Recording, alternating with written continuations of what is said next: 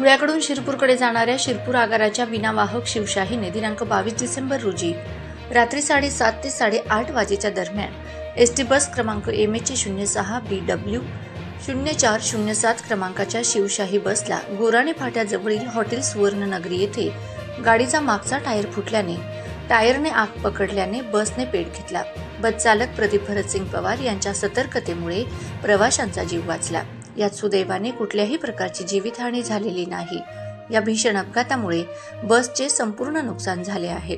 गाडीतील सर्व सीटसह संपूर्ण गाडी जळून खाक झाली आहे। आग विझवण्यासाठी शिरपूर वरवाडे नगर परिषद व जिंदाल स्टीलच्या अग्निबंबाचे पाचारण करण्यात आले होते।